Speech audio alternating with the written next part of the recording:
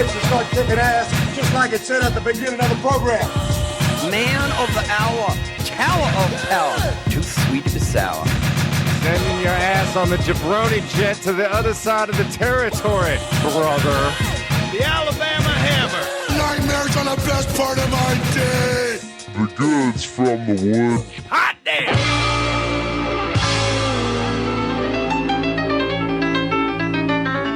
Welcome to the Goods from the Woods. My name is Rivers Langley, and I'm all by my lonesome at the moment, but never fear. This is our crossover episode with our good friends over at What Did You Learn?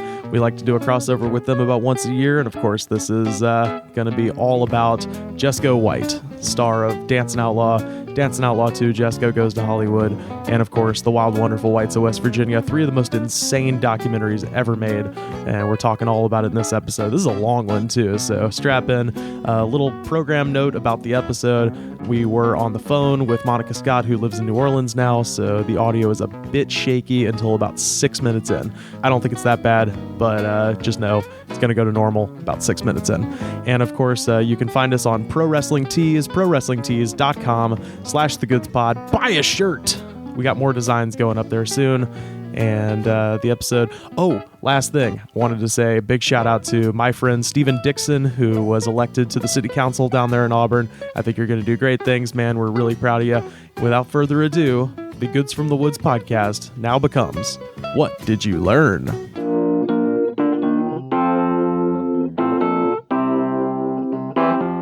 Oh, okay, that's fun. Yeah, can we put her on the big TV? No. I mean, not at this juncture. Probably if I had access to a Best Buy. Do you not have access to a Best Buy? No, I mean like in the house, in the home. I got a Best Buy in the house. It's the worst MTV Cribs. Yeah, I know. It's like the Tommy Lee where he's just like, "Yo, guys, I got a Starbucks in my house." Yo, dude, I got a Kmart in my house. Bro, it rules. I got one of those weird like airport vending machines where you can buy $300 Bose headphones in my house. I got a Hudson News in my house, bro. You do have to pay for things that are already in my house. Hey, when you're having a party and there's a bunch of strippers around and one of them's like, "Hey, I've never read Malcolm Gladwell. Look at it. I got a Hudson News in my house, bro. I can get Outliers ASAP." Do you want to read a book that was recently adapted into a major motion picture? You can buy it here at this Hudson News in my house. I got 17 copies of Crazy Rich Asians and It. I have a $35 neck pillow for sale in my foyer. Who wants to listen to the new Methods of Mayhem album? Oh, man. Hey, guys, welcome to What Did You Learn with Luke and Monika. I'm Monika Scott. Well, my daddy left home when I was 3, and he didn't leave much to ma and me. Just this old guitar and an empty bottle of booze. Oh, my God. Now, I don't blame him because he run and hid, but the meanest thing that he ever did was before he left, he went and named me Sue. Go ahead and interrupt whenever you want. Otherwise, we'll just keep going. Yeah, Why please are stop doing this, you all please. singing? Why are you all singing Jerry Reed? Jerry Reed? That's Johnny Cash. I know. Oh, Yeah. that's Shel Silverstein. It's called The Joke. It's called Joke Structure. It does. Can we listen to Jerry Reed? Is that on the table? Oh, boy. I just downloaded Oh, my his God. discography, actually. Roger. Luke, introduce yourself. Oh, I'm Luke.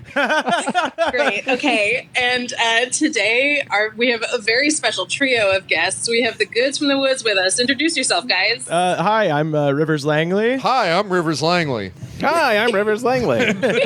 And we are Rivers Langley. the triality of Rivers Langley. No, that's at PM_Riley. That's at Joe MF Reigns. No, nobody should be following me on Twitter. Well, that's why it's great when we're another show sometimes, because we get to plug our Twitters. Yeah. Everyone follow me. I want to be an influencer. Yeah. Perfect. Follow me. My name is Pixelated Boat on Twitter. I'm Twitter personality. Fuck Jerry. Influencer, cultivator, curator. That is me. Follow me at Logan Paul. I'm the fat Jewish.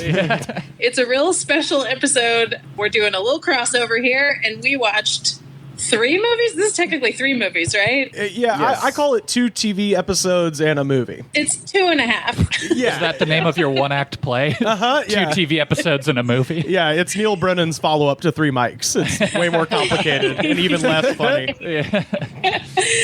So we watched Jensen Outlaw 1 and 2, and I'm gonna fuck this up.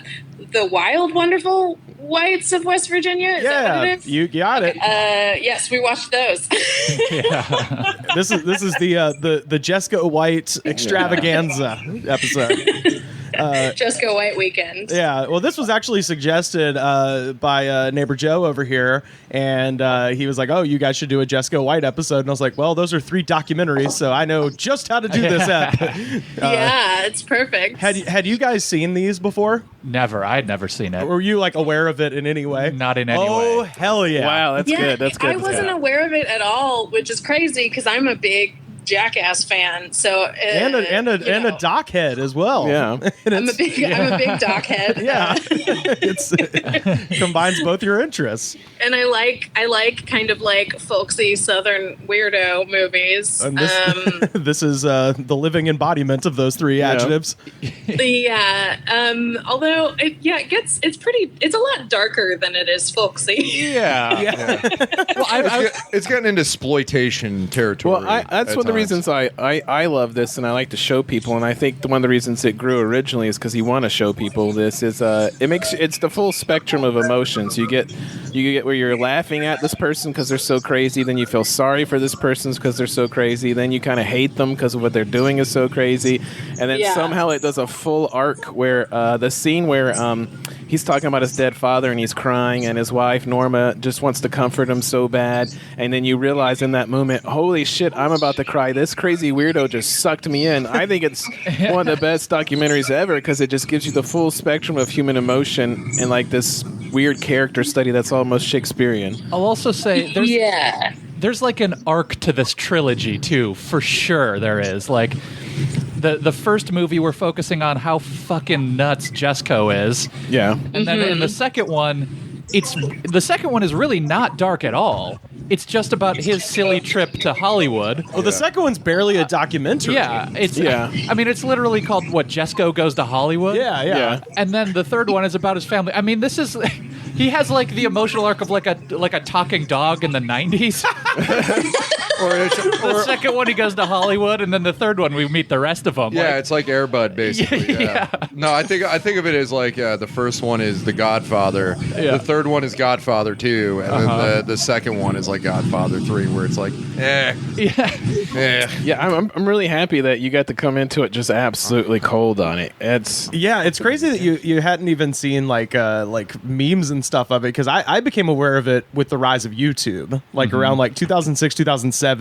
That sloppy, slimy eggs clip got in my brain somehow. That's a good one, but I think my favorite from that one is my costly sunglasses. Oh, I've got I have six weirdos wearing my costly sunglasses. I have 6 pages of handwritten notes, most of which are just my favorite quotes from the thing. I like posted a few times on Instagram about watching it, and close friends of mine were replying, and they were like, "Oh, isn't that movie crazy? I think about this one scene all the time." And I'm like, "How did you all had heard of this and seen this and no one told me?" Like, I feel like it came out in an era where I wasn't super aware of how to discover stuff like that. Does that make sense? Yeah. It was a kind of a thing where it just passed through networks of friends, basically. Well, it was like before YouTube. I think like most of the ways is kind of like punk, like BMX videos of the stuff like that, where like they would just be passed between people. So if you didn't hang out at record shops or like wherever those kind of type of venues where somebody be like, "You haven't seen this? Well, let me make a copy for you." But you can make a VCR copy of a tape super easy. So the way I understand it is, this video was disseminated like among like a few people because of the show that liked it, and then they just kept making copies and passing it along. Yeah. And before YouTube, this was like the original viral video.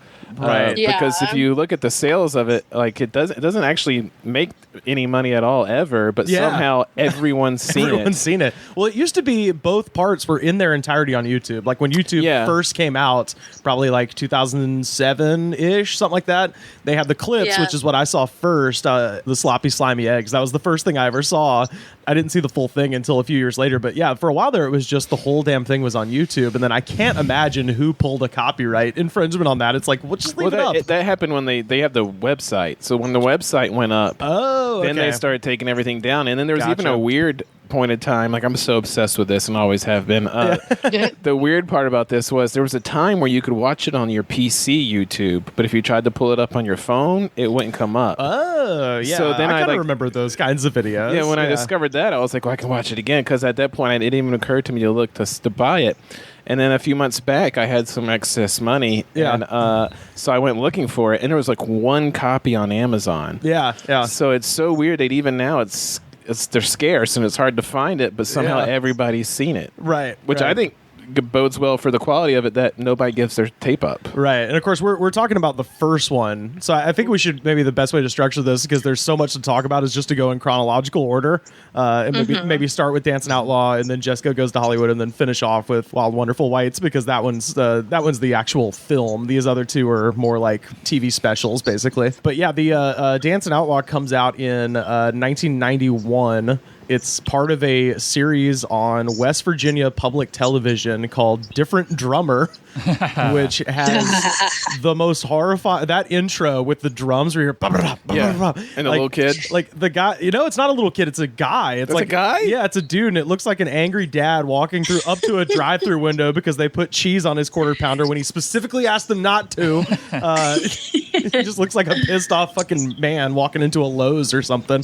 But yeah, and then of course it starts with the Ozark Mountain Daredevils classic playing through the little boombox.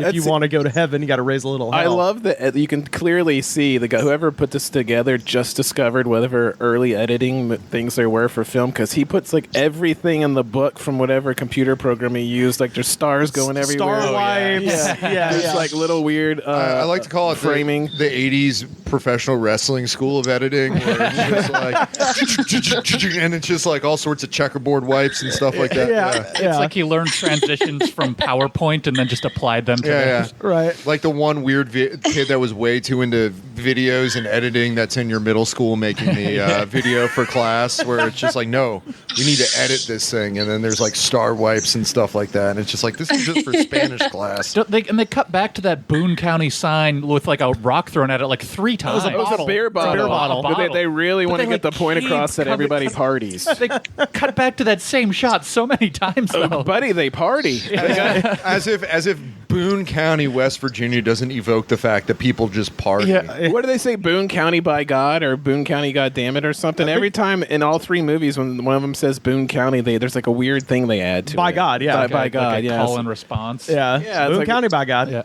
Yeah, that's like when that kept happening. I had to like check the progress bar to be like, is this like going back? Like, what's happening? How are they showing the same footage? The DVD time? was malfunctioning. Yeah. Because that certainly is an aspect to watching all of these, is seeing an amateur who seems to not know how to make a movie make these first 2, and then see professionals make this 3rd one. Yeah. But somehow the first one, where it's garbagely put together, it works perfectly. Where somehow it's like so terrible, it's crossed over into like, this could not be more perfect the way they've done this. Everything about this is just like gross stained sweat socks quality. Right, because it's a bit like if the Jesco White of filmmaking made a film about Jesco White. Yeah, like and that's why it works. Yeah. When you see him sitting in the weird lawn furniture with like his bare feet on dirt floors. Like I imagine that's how the studio edited. Like that studio where they edited it is dirt floors, and they're just sitting there in their socks editing the movie together. So it's funny because the guy who directed Dancing Outlaw, his name is Jacob Young, and he's from Appalachia, and his connection to it is basically he was linked in with the West Virginia public TV thing. So he actually was the one who got approached by the guy who directed Wild Wonderful Whites, this guy Julian Nitzberg, and he is actually the one who discovered the White family when he was doing a documentary about Hazel Atkins, who is a country singer, and he's the only other famous person from Boone County, West Virginia. Okay. And Hazel By Atkins, God. Boone County, by God. Hazel Atkins is he's a one-man band, and he's known for, he had this minor kind of radio hit around the same time Elvis was getting popular called The Hunch. And it's just, he plays guitar and he plays drums with his feet. And he's this one-man band. And if you've never heard of Hazel Atkins, get some of his records because he's a fucking crazy person and his stuff rules. And all of his songs are about like hot dogs for some reason. Hot dogs and decapitation are his two prominent themes, and he's credited with everyone in this county is huffing gas all the time, but he's credited with sort of being the antecedent to all of Boone County is on a permanent double buzz. Yeah, hell yeah, super double buzz. Super double buzz. But he's the kind of antecedent to the genre of psychobilly, which is like a very fast rockabilly, basically a kind of like Jason and the Scorchers, that kind of shit. It's Memphis, right? It's what would you say, Pat? Psychobilly? Texas, yeah. Because that's where the Rev's from. Yeah, that's right. Yeah, Reverend Horton Heat. Point is, this dude Julian Nitzberg is making this documentary about Hazel Atkins. Norma Jean used to date Hazel Atkins, and how does she date people? Dude, who the fuck knows? The whole story is insane. You have to watch these documentaries. I know a lot of people listen to this show and listen to our show, and they don't necessarily know what the fuck we're talking about, but they just think it's funny. You should just for your own cultural enrichment, for the love of God, watch these. But so Norma Jean White dated Hazel Atkins before she met Jesco, and so she's kind of in the loop. The family's in the loop with his scene, and then at some point, I believe it was Mamie. Basically, they film a scene in the Hazel Atkins documentary where 3 female fans get in a giant fist fight over Hazel Atkins. And so they're all like beating the shit out of each other. And Mamie comes in and fucks them up, like, because she's like basically his bodyguard, and like puts like some of these people through the window. Like, it's just like a crazy melee. That I believe 100%. And just so that the listeners know, so Mamie is Jesco's sister and basically the protagonist of the Dick House movie, of the Wild Wonderful White. She's the biggest, the baddest, and the meanest. That's right. Yeah. But yeah, she kind of breaks up this fight, and then all of a sudden, Julian Nitzberg is like, wait, who is this? Like, who is the, and then it kind of opens up much in the way that Dance and Outlaw presents this very kind of narrow window, and then Wild Wonderful Whites really opens it up to just everybody. Nitzberg starts pushing to make the Jesco White movie because he finds out, oh, there's this guy. He's the last of the mountain dancers and all this stuff. And he pitches it to West Virginia Public Television. And then Jacob Young, the guy who ends up making the documentary, was like, oh, we should make that.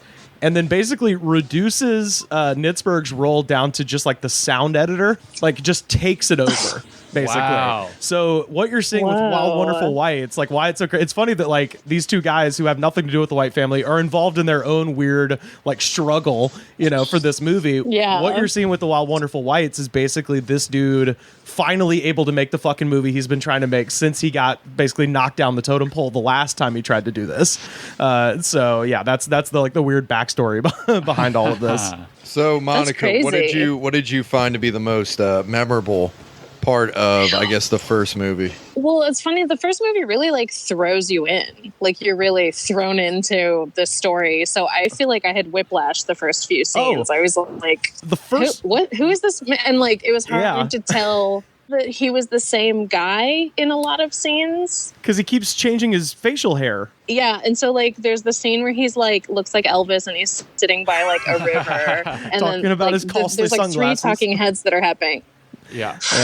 There's like 3 talking heads. There's the river one, and then there's like another one where he's like inside somewhere and just looks kind of like different. And then there's the one where him and his wife are sitting in the 2 doors of the trailer. And I was like, He's got that it hat. took me a while to understand that was all the same man. Yeah. Well, like I they thought say, they were all talking about. He talks in the third person so much that I was like, okay. Yeah. So who is this guy? he says he's in fact 3 people. There's Jesse, who Norma Jean says is the most beautiful man she's ever met. There's Jesco. The most beautiful man she could have ever loved. Yeah. Sorry. There's Jesco, the devil in his self, feels no pain. And then there's Elvis, and according to Norma Jean, quote, I have to be silent and enjoy the music and the sounds from Elvis. So it's the shut up, woman, I'm Elvis now. Jesco, or was it Elvis? Does Priscilla get to have sex tonight? Oh, God, I have that written down. The sounds. Oh, it's so disturbing. That's so disturbing. That's so deeply, deeply disturbing. Oh my God. Everything about their marriage is disturbing. Yeah. It's all pretty fucked up. Yeah. Yeah. It's so funny. Yeah, that's the voiceover over the credits of the end of the first one. Yeah. Is Norma Jean asking for sex from an alter ego of her husband. Yeah. No, but as her alter ego. As her alter Priscilla. ego. Yeah. And him saying like, oh, well, I don't know. Could be tomorrow. Could be never. Yeah, never. Yeah. And then they pay that off at the end of the next the one. next one where it goes, is it going to be tonight? It's like, oh, yeah, it's going to be tonight. I'm going to take you to the Heartbreak Hotel and give you a night of your life. But just imagine that you're somebody watching PBS in like Charleston, West Virginia. Yeah. And you're sitting back and you just finished watching Masterpiece Theater, and then you like One liberal. coming up next, The Wonderful World of the Whites, and you're like, yeah, I'll have to check this out, and it's just like, is Priscilla over here? Just like There's a lot of good things in marriage, but there's some bad things too. There's hatred and madness and sorrow. I'll say that's like a thematic runner though that is not between those two in the third one, but it is between Charles and what's her name? Oh shit! The one who gets out of jail, Mousy. Mousy. Yeah, Mousy and there we Charles. go. Yeah. Where it's basically like a very similar kind of thing there. Yeah, when she's just like jumping all over him. I'm gonna get that dick tonight. I'm gonna get that dick tonight. Not to jump ahead, but Charles is quite possibly the best dressed man. If I ran People magazine, he would be the best dressed man. Well, that's how you get. He's wearing like baggy jeans tucked into work boots, but he also has the really long denim shirt, so it's like the most awesome Canadian tuxedo you've ever seen in your entire life. Well, a poorly dressed man does not turn two sisters against each other. No, I mean, he's just... Mousy and Sue Bob are going. Sue Bob cut up all Mousy's wedding pictures, which is hilarious because at the beginning you're like, she cut up all my wedding pictures, and you're like, well, that's wrong. And then they say, well, we got married in the flower department at like CVS. It's like, so by wedding pictures you mean Polaroids in the Walmart or whatever? But Monika, you were talking about how Dancing in Outlaw starts off with a bang. The first fucking line of the documentary is him going, well, I besides my daddy, I am the best dancer. And it is just such a shocking, hilarious way to start a documentary of that. You don't even see him at first. It's a fade in from black. You just hear his voice. Yeah. And he's like, well, besides my daddy, I am the best dancer. And then you see him dance, and you're just like, what in the hell am I watching? What's happening? I know. Is this hillbilly tap dancing? I'm so, Luke, I and Monika, I envy you guys because I would love to have experienced this again for the first time every time I watch it. I mean, it's so good. I don't know about you, but I mean, it's just truly incredible how much like they all build up. Like, oh, he was the number one tap dancer in the world's greatest tap dancer. And then no, they show 52 more steps than anybody else. And then they show him, and he's fine. Like, he seems good at it. It's fine. But like, I haven't seen many tap dancers. Right. But I have seen Fred Astaire and Ginger Rogers. Right. So like, right. I don't know that he was the number one. They didn't know he knew 52 more moves than they 52 had. more steps than the next best tap dancer.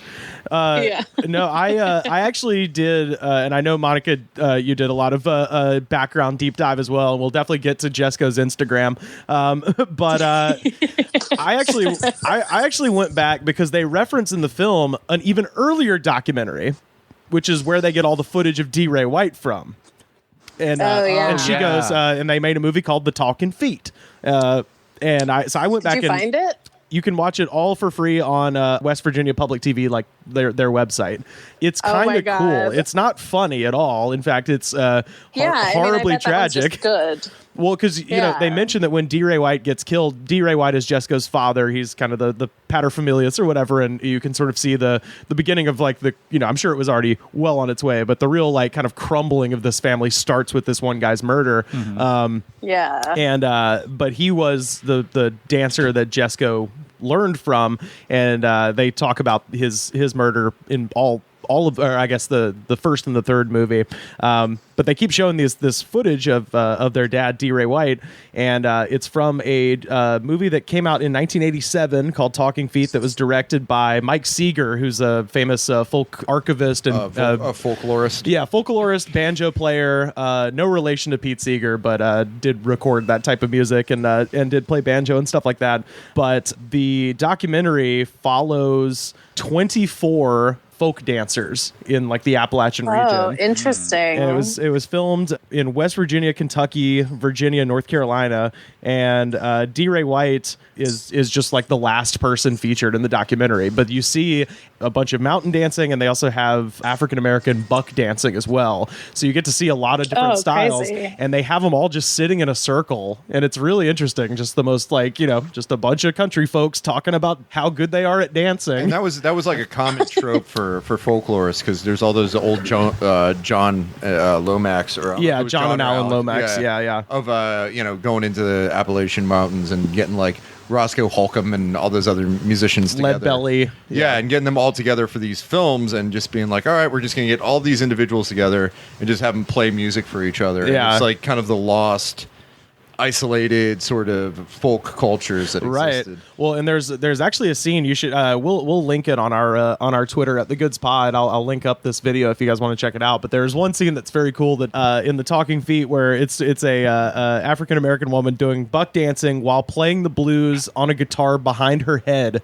and it's fucking amazing. That's cool. Oh my god! Like in it, because Jimi Hendrix used to do that shit. I'm like, oh, this is like almost like an 80-year-old woman dancing like amazingly and playing the blues beautifully behind her head. But anyway, the reason I bring it up, they mention it in the film, but then also D. Ray White has the final scene of the movie, and it's him sitting on the porch with, I believe, Pawnee and Dorsey behind him, and then like a bunch of other random people outside that same trailer you see having during the scene where they're playing Freebird in Dance and Outlaw. It's that same trailer. Mm-hmm. And the donut scene. The donut scene, the wild rumpus, as I call it.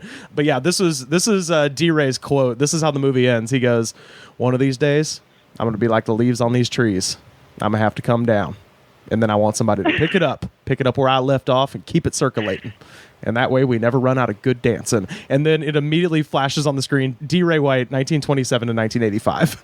Wow. Yeah, it's jarring because it's the only part of the movie that's not just kind of like, oh, that's like a little interesting insight into an art form that I wasn't aware of. And then all of a sudden you're like, oh no, there's more here. Like this whole series is honestly just constant discovering of like, it's like spelunking or something. You're always finding new insane caverns at every fucking turn of just like, oh my God, this is fucking wild, Yeah.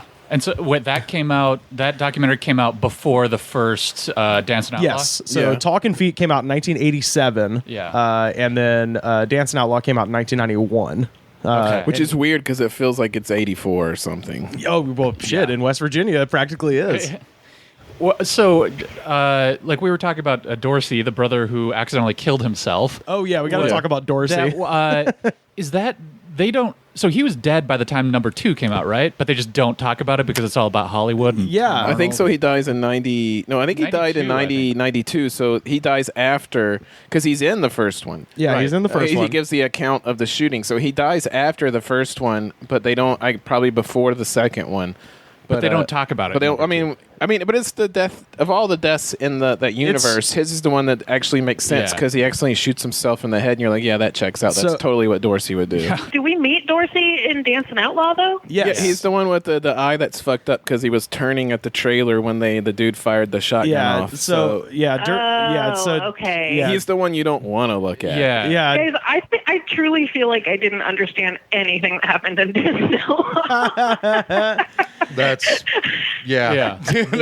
He's the other brother that's recapping the death of the dad, right? Yeah, because he was there. It was him. Like Dorsey's there, Jesco's there, and the dad's there. Those are the 3 people who get shot. Yeah. And so. And I figured out, and they were the reason they were at the trailer in the first place is because Jesco had to get back and get my costly sunglasses. I told her, yeah, you're right. You're going to go to sleep. You're going to go to sleep in a pine box if you don't go back and get my costly sunglasses. I don't want some weirdo wearing my sunglasses. So they go back to get costly sunglasses, and this is a thing that I figured out that was like a crazy revelation. There's a guy in Wild Wonderful Whites of West Virginia that one of Jesco's many nephews, Brandon, gets sent to jail for 25 years. It's 50 to life, I think. Parole at 25. Parole at 25. Yeah. And for shooting a guy in the face named Billy Hastings. And I don't know if you caught this. Billy Hastings is the guy who starts the fight that got D-Ray killed back in the 80s. Whoa! Yeah. So Billy Hastings is mentioned in Dancing Outlaw as so the guy who actually shot him, the guy who killed D-Ray White, the Jesco's father, his name was Steve Rowe. But they were talking to him. He's like, and then Steve Rowe and Billy Hastings came down, and basically they were like kind of jaw jacking, and Steve Rowe shoved. Billy Hastings was the one who was talking shit. Steve Rowe was the one who shoved D-Ray, which made Jesco beat up Steve Rowe, which then Steve goes and gets the shotgun and shoots Dorsey, Jesco, and kills D-Ray. Shit. And then like 25 years later, he's in fucking Wild Wonderful Whites of West Virginia as a family member. He's Mamie's boyfriend. That's why he's around. That's what's crazy. Get it together, Mamie. There's other people to date. Why are you dating the guy who got your dad killed? Yeah, get it together, Mamie. But I mean, that we'll talk about that stuff later, I guess. Yes. But like, they're all fucking each other's boyfriends. Right. Yes. I mean, but it's a very centerpiece of this family. I mean, it's a very insular world. That's sort of like outlaw. I mean, I guess, how many dicks are there in a holler? World, where it's like there is. There's a finite amount of options for them. Yeah, like there's at most 10 dicks per holler. The holler thing is amazing. The guy that's playing the music at the bar.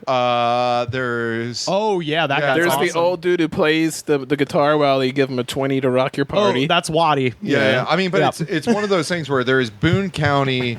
The establishment of Boone County, the sheriff, the man, and then there's the fringe outlaw element of which various people like Steve Rowe and Billy Hastings and the Whites and all those people kind of operate within or live within, and it's kind of like there is a limited, finite number of people, so intermingling is also inevitable.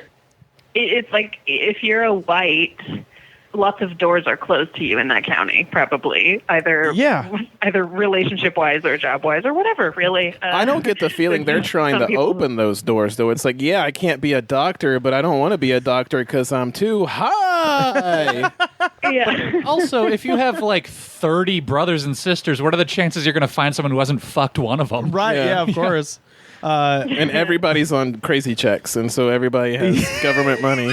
Crazy checks, free money. I heard the phrase "headed out a holler" more than once. Like, instead of saying he was leaving the neighborhood, it was like, well, he was headed out a holler. So what is holler? Well, a holler is like, I think it's like one of those mini valleys in between the hills. Yes. So like your holler is like your spot. So when like they're like Steve and Billy Hastings came over down to our holler, like they came to our property, I think is what it is. So a holler, that's exactly right. So a holler is in a lot of very rural communities, out on the kind of edges of the community and stuff like that, they'll have dirt roads that extend off of the main highway, and they'll go up, usually over a hill and down into a valley, and then they'll end, and there'll be several homes at the end. So it's not exactly a neighborhood, but it's like what you were seeing depicted, where there's like 5 or 6 trailers all kind of around in a circle, and a lot of times that'll be like a family thing. So you see Jesco in, I think all the movies go to the graveyard that's on the hill right there above but you can see the church and above all their that. holler. Yeah, exactly. So all those sons of bitches and bastards, that they was saying that out of love. He loved me. Yeah, Jesus. So Monika, did you have a favorite quote or a favorite scene in Dancing Outlaw before we move on to Jesco Goes to Hollywood? Oh, man, I don't know. Dancing Outlaw is the one that's a real wash for me. I think that I should have, for a first-timer, I think that it may be better to watch them in reverse order.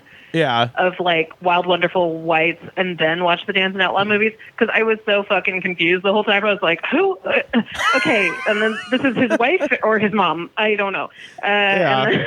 I mean, but he does say a bunch of insane shit in that. Like, that's the one where he talks about the runny eggs. He's furious that his wife makes runny eggs, and he holds a knife to her throat. Yes. That's a good line. Which is now T-shirts you can buy on the website. Oh, and koozies that have a big X over sloppy, slimy eggs, which is fucking hilarious. It's really crazy. I mean, it's so fun. It's like funny, but it's also like, Oh, God. Yeah. Oh, no. Yeah. And then I feel like all the stuff he says about the sunglasses are also equally insane. It's like, why are you so passionate about sunglasses? I'm sure you got them at a gas station. I loved the deleted scenes. There was one scene that was simply titled "More information on Jesco's sunglasses," and it was just him, his gassoliene-ridden brain, just rambling for 10 minutes about this sunglasses story. Which I think we have to emphasize to the listeners that have not seen these documentaries. Yeah. Jesco has a penchant for huffing gas. Oh, not just gas. And lighter fluid. Lighter fluid, gas, and airplane glue. And I got all that good stuff up inside me and had me a double super buzz. And can I also mention that not only to Jesco and the filmmaker is this a story about his sunglasses, but in reality, this is a story about his dad getting murdered. His dad's murder, yeah. But to them, it's 10 minutes about sunglasses and 30 seconds and then my dad got shot. Yeah. In his front yard. And to add on to this point, this documentary came out in 1991. So for a lot of Jesco White's gas huffing career, he was huffing leaded gas. So oh God, I didn't even think about that. But yeah, double super buzz. Yeah. I mean, does he in the sunglasses thing? So he talks about leaving the sunglasses in the place where they go back to, and then the dad gets murdered, and there's like a crazy shootout. But like in that story, doesn't he talk about threatening his wife then too? Yeah. He threatened anytime there's like more than 5 words. There's usually a threat to his wife started within this little speech. Yeah, it's really uncomfortable. It's really uncomfortable. I think like with another part, he says like, "Man, these people are gonna think I'm actually doing what you're saying." He's like, "I'll say anything to get you to close your mouth and stop trying to get ahead of me." Anybody will say anything under the pressure of madness. You're just picking at my brain. What little's left of it? Picking at my brain. What's little's left of it? I know what you're doing. I see what you're doing. I ain't all the way crazy. God, this whole movie is just nothing but like perfect impact font. Yeah, memes. I mean, if you're looking for a plot, you're just gonna be real out of luck. It's not. There's no plot. There's nothing to really understand. It's just like a character study where you're just dropped into this crazy hillbillies world for 30 minutes. Totally. And you just get to see it. And like now that I understand it, I literally think I have to watch it again because now I'm like, oh, this is all the same guy. I get it. Yeah. Well, because this guy who keeps threatening his wife, I mean, one of the most insane things we have not talked about the first one is him telling the story of meeting his wife. Oh yeah, that is good. Yes. Oh my God. He got rob her? Yeah. That story, by the way, is in the fucking deleted scenes. Yes. Yeah. What do you mean That that? was my intention, was I was going to rob her, but then I ended up falling in love. Yeah, he says, since we was criminals and all. No, since we was crinimals. Criminals. Since we was crinimals. I thought she was a rich woman because she had glitter in her clothes. Yeah, I told her, "Can you see without your glasses?" And she said yes, and I gave her a kiss. She wanted to biff him anyways because she was her boyfriend. That's he said he wanted to biff her. That sounds like what that song "Fooled Around and Fell in Love" was inspired by. Oh God.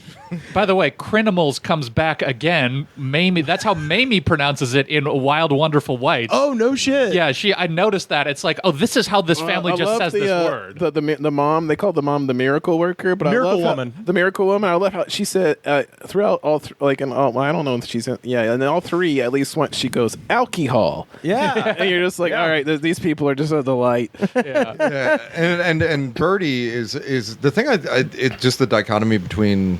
Just to jump ahead, Birdie and D-Ray, it's like Birdie wants to like help people out because it's just like that environment in West Virginia. It's a shame that they don't get it. They get into it only in the latter part of the Wild Wonderful Whites. But West Virginia is a very dire place, especially for people that are at the lower end of like the socioeconomic chain. Like like if you worked in the coal mines. You were on indenture. You didn't make actual money, and there was a power structure that basically dominated these folks, and that there are only means of it. They don't necessarily say it in those words, but when you look at the original one, especially, I mean, you're getting hit square in the face with poverty. I mean, that's exactly what this is poor white hillbillies full of sorrow and sadness trying to make the best of a bad situation, but they're too dumb to do anything but fuck up. So it's just, and they are all alcoholics and drug addicts. Well, but they don't see a point to, because it's like, it seems like there's such a damning sort of caste system in place. Well, I don't think, there's no point to it because there's no winners or losers. Like when you like try to show people this, they're like, oh, you like this guy? You like maybe a woman beater or just a garbage gas huffer? It's like, no, I don't like approve of what he's doing. This is just a wild, almost Shakespearean character study where you're just seeing the tragic arc of a family clan. Right. Where, like, the one most relatable guy is just so flawed and so fucked up. But what I love about this family is how they're just raw and open. Like, anytime any of them are explaining sometime they fucked up, they say, I was hurting. Like, they're so vulnerable, and they're just like, or Mammy later on when she goes, I lost my mother, I'm hurting. Deep down inside, I'm just hurting, and I don't give a fuck. I'll kill anybody gives me a dirty look right now, where they're just, you're seeing that they're doing shitty, awful stuff, but you're seeing the raw vulnerability of what's behind it, and they're very open about that. Or like when Jesco's talking about his dad dying, and it's just like, do I beat women? No, but I can relate to this guy because I've hurt too, and like it's just so perfect and real, and you're just dropped into this madness. His quote is, thinking about the past, messing with my good life. Yeah. I mean, it's shit like that. But that's when you, like you said earlier, when you get the behind story of all that shit. Well, no fucking wonder he didn't want to hang out with his family. Mammy's fucking the guy who got his dad killed. His brother kills himself accidentally, who also got his dad killed. Like, everybody's somehow tied into his dad dying, which makes him go crazy. And it's just like, well, no wonder you don't want to spend time with your family, because they're all like, And there's that weird sort of thing, right, where there is this sort of kind of weird nihilism because of the fact that you can't be anything above a coal miner. You can't go beyond that sort of point. Maybe you could be the foreman, but probably not. Like, the thing that you have that's in supply is memories, good times, kind of perverse senses of honor. Like, those are things that have. No, those are things that you can kind of get that aren't attached to this, or taken away from them because of this power structure that's in place there. And it kind of leads into a situation where you look at it and you're just like, it's kind of a really deep sort of root to all this that you kind of look at it and you're like, what? It's like watching a wreck in slow motion, where at first you're laughing at how screwed and crazy these people are, but then they are so vulnerable and real that you relate to them, and you're just having to watch this train wreck in slow motion where you actually have a stake in it now. And you're just like, oh no, oh no, oh no. Yeah. So Dance and Outlaw comes out in 1991, and as we kind of mentioned up top, like, before the internet really becomes essentially a viral video, spreads much in the same way that a chain letter almost, right? Well, much in the same way that like Frog Baseball, which became Beavis and Butthead, or like the Faces of Death, like the early South Park, Trey Parker, Matt Stone animated type of stuff. Just this shit got passed around and bootlegged, and then got passed around Hollywood, and a lot of people saw it, but one of those people was Tom Arnold, which leads us into 1999's Dance and Outlaw 2. Jesco Goes to Hollywood, which is Tom Arnold, author of the literary classic How I Lost 5 Pounds in 3 Years. One thing just the first thing I noticed, as soon as he gets to LAX, that could have been filmed yesterday. LAX looks exactly the fucking same. Yeah, nothing's changed. Hollywood, I mean, was it? Sunset looks pretty similar. Yep, the Walk of Fame. Like, it's weird how stagnant LA's been for the past 20 years. Because boy, that could have been shot with the exception of like certain stores in the background. Like Tattoo Mania is still fucking there, where he gets his bad swastika tattoo covered up. Yeah, I think the second one, there's only one quotable line. The best thing about the first one is it's just chock full of quotes. Like, the sloppy, slimy eggs where, took the butcher knife, put her neck, all that. It's full of lines. The only thing quotable in the second one is where he's talking about getting those tattoo covered up because he's like, and I asked one of my biker friends what this meant, and he said it's some kind of German religion. And I said, German philosophy. German philosophy. I said, what's that? And he said, well, this guy named Hitler killed millions of people and they put them in ovens and they dig trenches and then buried the ashes. And I thought it's a good thing I'm getting this covered up. But then they reveal the tattoo, and it's nobody would recognize it as a swastika. It's like two interlocking diamonds on his hand. Yeah, it's like a collapsed swastika. Yeah. Well, he says he's like it's all screwed up because the guy doing it had been huffing lighter fluid, and hell, I was high in lighter fluid too. It looks like it honestly looks closer to like one of those S's that you draw with all straight lines. Yeah. Than it does to a swastika. So with the second one, the whole thing seemed like we're going to film Roseanne. Let's try to like. It seemed constructed, very constructed, as opposed to the first one, which seems really real. Yeah, it's funny, but it was weirdly easier to follow because it had like such a at this point I was like, okay, I understood, what I was supposed to be following, but also like it is kind of like it's so much cornier. It was so 90s. I mean, I kind of remember the days of like weird news follow-ups or like, you know what I mean? Like those kinds of like, it was like a familiar format to me that I understood. So I was like, now a corny follow-up.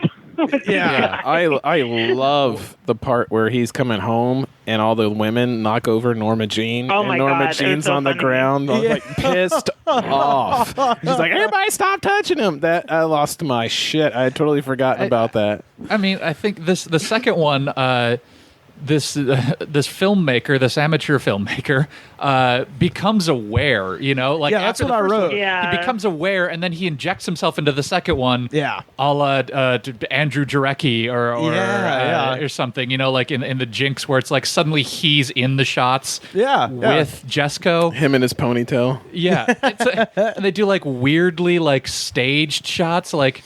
Of where they like clearly set up the camera and then walked in front of it, like when they're at the, I don't remember, Milwaukee Airport or whatever, Pittsburgh Airport. That's crazy. That some guy drove from Kentucky to the Pittsburgh Airport to see Jesco on a layover. Yeah, they just have like one shot there of Jacob Young and Jesco White sitting in chairs next to each other, and then it's like this clearly like kind of like staged comedic scene. Of like, well, our plane's getting, and they like both jump up, and it's like, well, you just set up this camera to do this, so you can be in it. Yeah, exactly. I think the second one is kind of unremarkable. I did. As a work of art on its own, on its own, it's not good. But I really liked it because I watched everything at once. So to me, this is Act 2 of the story. So it's like you're like letting up off of like the horror that happens in Act 1 and Act 3. It's like your little bit of fun and games in the middle. It's a reverse Star Wars. The second one is like a huge high, and the other two are bummers. Yeah. Well, you need to be shown at some point like things were good for at least half a second, right? For a very brief time, right? As a brief Act 2 in the middle of a horrifying.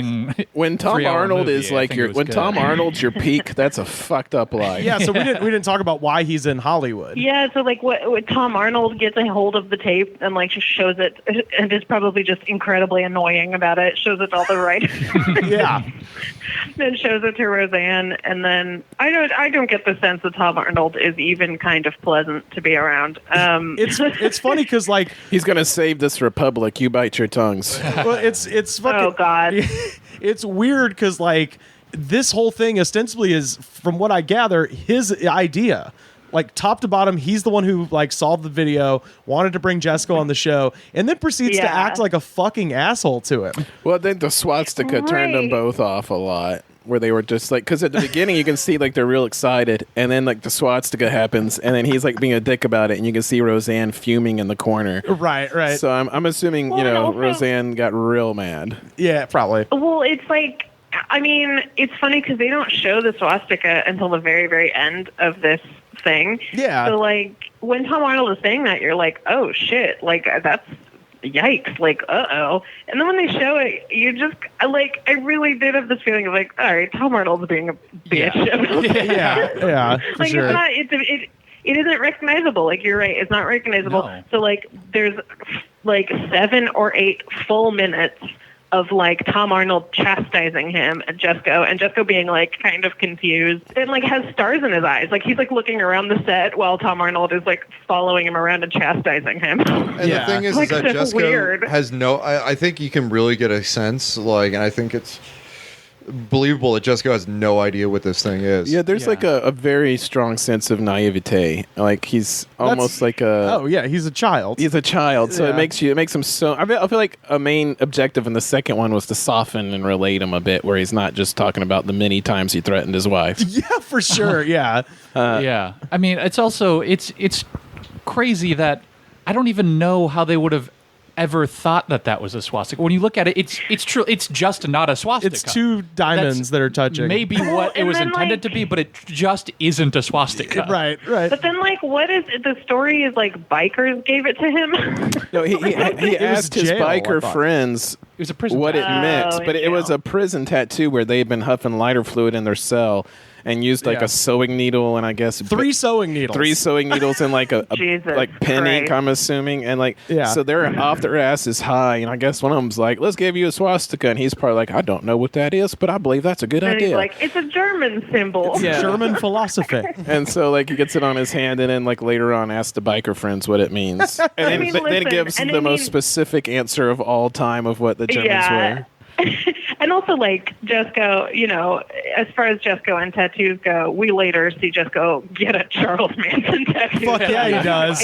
When I'm Elvis, I'm nice, but sometimes I feel like Charles Manson. But like, yeah, I mean, in this moment with I almost called him Tom Hardy, which he is not. He's the opposite of Tom Hardy. With Tom Arnold, it's just so strange. It almost feels kind of gross. Like it feels a little exploitative of Jesco, of like this, like, For I sure. don't know. It just was like an era where Hollywood just thought like people from these states were just jokes. And then there's Like also a thing. even Roseanne. Yeah. And there's thought also a that. thing where it's like you don't know how much of this was like completely 100% staged. I mean, there was something very reality television to this particular the sequel, where it just was very Yeah. slick, and there are like these narratives that exist that seem very much baked in after the fact, Yeah, or like if you're staged gonna ahead of like time. compare it to drugs, like the first one's like crank, and then Yeah. the second one's like a smooth cigarette. Yeah, yeah. I did like where he says, I got to go to Los Angeles Ocean by the beach, and everybody was looking at me because they liked the way I walk. In his Elvis outfit. It is just like it feels like heartbreaking. This one to me, it's weird because Luke just described it as the opposite, where it's like a bunch of bummers, and then this is like a weird sort of upbeat one. Yeah. But this one does feel like he's getting weirdly taken advantage of and like mocked a little bit. Like, But he like has they're a like, oh, house. take him. Like Yeah. it's like such a weird formula to be like, all right, take the hillbilly out of his element and put him in L.A. and everyone will be like, weird, and then he leaves. Yeah. I like the one thing in the second one I think is uplifting and not exploitative is that you see he owns a house now. He's out of the trailer. Right. He no longer is just Yeah. living in squalor and weird deck furniture and like using, I guess, dirt floors as just I don't know, like a carport or something. I don't know. But in the Yeah. second one, he's got like pets and a nice house and like grass. Yeah. Well, Yeah. and he's being paid $800 to perform at shows and stuff. They mentioned that. No, with the second one, I mean, it kind of goes to that thing of like, with exploitation, the person who's being exploited, if they're happy, it's like a tree falling in the woods. You know what I mean? It's like, because he Yeah, it's seems, like- as naive as he is, this seems to be causing him zero pain. He's totally stoked to be there. He doesn't necessarily Yeah. notice that Tom Arnold's fucking with him. Like, we see it and we recognize it for what it is because Tom Arnold's a fuckhead. But like, Yeah. you know what I mean? And we know that. But he's just literally like, can't believe that he got out of West. No one. He's like, he even gets on the plane and he says, "This is my first trip." Yeah. And he doesn't mean in the Yeah. plane. He means his Out of the first county. Trip. fucking trip. Yeah. And then You know? I found out his name was the Weasel. Yeah. Oh, and Dweezil Zappa shows Yeah. up, which is so funny. Yeah. I know. When he was doing that, I was swear to God, I thought it was going to be Pauly Shore. Like, because I'd never seen Dancing Outlaw 2. This was the one I hadn't seen. So when he was like, his name was The Weasel, I was like, oh my God, is Pauly Shore in this? And then they cut to Frank Zappa's son, Dweezil. I was like, oh, good. Okay, fine, good. I definitely got the impression that he was, being exploited by those people, but they weren't ripping him off because he didn't have any money to steal, and he didn't notice. So he got to be on fucking Roseanne. He got to be on Roseanne. Like, do you guys have TV credits? Yeah. I don't. And Roseanne's name is Bud now, and Tom Arnold's name is Bud now, and people still love Jesco fucking White. So nobody's rooting for Roseanne. I was on the Brunswick, Georgia Channel 11 News once. What? That's my TV credit. Oh, is that right? But yeah, so like I get the point. I get your point that it might be exploitative, but I don't think. Oh, it's for sure exploitative. It definitely is. 1,000% is. But from Jesco's perspective, it's not. And if you care about Jesco, as long as he's not mad about it, he's got women storming him at the airport. Fuck yeah, he's got a bunch of chicks waiting for him in West Virginia. And I'm pretty sure only like half of them were his sisters. Yeah, exactly. I'm not here to be. Point is, I'm not.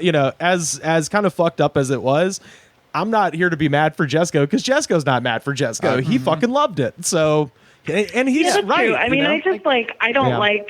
It's still like I think I am still mad on his behalf. Like, ew, don't do like. What are you guys doing? Why would you do this to this man? Like, or just like. I'm mad on the behalf of like everyone in the 90s that got taken advantage of in that specific way. Yeah, that's fair. Because like also like he doesn't. I mean. Fast forward to the next movie, his fame is like crippling him. Yes, yeah. So I guess that it's a good time to transition into really the epic of the trilogy. But I did want to just give a little follow up because I became curious because after Dancing Outlaw 2, Norma Jean disappears and we don't see her. Well, they got a divorce. So I looked this up. So like everything else in the White family, the movie ends by saying like basically they got she kicked Jesco out, and then Roseanne kicked Tom Arnold out, and that's kind of how the movie ends. Like it's like a little funny line. Also, that played as such a comedic beat. Oh, for sure. Yeah. They changed the locks on Roseanne's Brentwood estate, and she fired Tom. Yeah, because it just had like nothing to do with what was happening for the whole half hour of that. Well, maybe that's how they got him back. Like he's being a dick, and they're like, "Oh, by the way, Tom Arnold got dumped and locked out, so don't feel bad for us." Right. But I found somebody interviewed Norma Jean White, and what happened is they separated, but. Like everyone in this family, no one can go their separate ways ever. No matter like we were talking about Billy Hastings, the guy who got the D. Ray White killed and also gets shot in the face by a White 20 years later. No one can ever leave. So Jesco and Norma Jean were like kind of on again, off again in perpetuity. She passed away in 2009, but there's an interview with her in the nursing home. Jesco got evicted from the nursing home because he was living there with her. She's 20 years older than Jesco. Yeah, that's why his mom hated it so much because she was so much older. When he was 18, she was like 38 and they got married. And Norma Jean is not her name. Marie Wilson is her actual name. Whoa, so it says Norma Jean White, aka Marie Wilson, aka Marie King. One of her quotes in the interview. Well, hell, I got to meet Hank 3 and party with him on the bus. So, and we'll get to Hank 3 in a minute here. Yeah. I would love to get to Hank 3. Oh, God. What an insane. He's so great. Like we mentioned, she dated Hazel Atkins. That's how he kind of got involved in this story. She said he wasn't crazy. He was just a wild thing. And Hazel Atkins himself, because everyone in this county, it's like Yoknapatawpha County and William Faulkner, everyone meets a fucking horrific, ignominious end. Hazel Atkins was run over by an ATV. That's how he fucking died. Oh my God. Yeah. I mean, that's why you don't get blackout drunk, huff gasoline, and drive shit. No, I think it was like it was like run over on purpose, like Walter White ran over the drug dealers, like kind of a thing. Like, but just to ask, was Hazel Atkins decapitated? No, he died of internal injuries like 3 days after he got run over. Yeah, that would have been quite a fitting end for a guy who probably half of his songs are about getting your head cut off. Yeah, exactly. The last little note before we get to Wild Wonderful Whites, so that pit bull they have, Duke, he lived to be 19 years old. Damn. Which has to... Pit bulls are like huge fucking dogs. Like usually he lived to be the average age of a white. Right, yeah. He'd probably beat their average, actually. Well, it's probably all the fumes going around in that house probably preserved him into like... Well, he lived in the doghouse. That's why he lived so damn long. He wasn't actually in the house. Was he the dog in the doghouse doghouse that he was tap dancing on top of? Yes. Oh, Yeah. wow. The big brown pit That dog bull. is old as fuck. Yeah. And then they have 2 pet turkeys, Fred and Rachel. Rachel died on her nest, and Fred weighed 65 pounds and died of a heart attack. Oh my God. So even the turkeys are fucked up. Oh my God. Yeah. So Wait, so does that mean that somebody did a post-mortem on the turkey? apparently, I don't know. Well, They put that heart tissue on a slide to see what kind of cellular damage there was. Some fucking veterinarian had to diagnose a myocardial infarction. Billy Hastings gave my turkey diabetes. Well, we know that didn't happen because if you watch the what is it, the Wonderful Worlds of the Wild Whites or whatever, Wild Wonderful Whites of Wild West World Virginia. of blah blah. Wild If you West. watch that, you realize Jesco has no idea what cells are. When he's just like the doctor said that all that gas huffing 10 years straight destroyed my brain cell. He said my brain cell was like cigarette ash. Now I don't know which brain what brain cell I did that to, but that brain cell's gone. It's like he has no idea what the fuck he's talking about. So that brings us to 2009's Wild Wonderful Whites of West Virginia, which is named that because you see the sign at the beginning. It's a road sign that says "Welcome to West Virginia, Wild and Wonderful." So that's like their. And then somebody throws a beer bottle at it, I'm sure. No. Not in this one? Yeah. I don't think so anyway. All right, so this one is the one I mentioned. It was produced by Jeff Tremaine and Johnny Knoxville from Jackass. I felt like this one was just as exploitative, if not more. See, with this one, I got the impression that it's way less fly-by-night, simply for the fact that, like, and I read up on the production, like, they legitimately, like, lived with them for a year.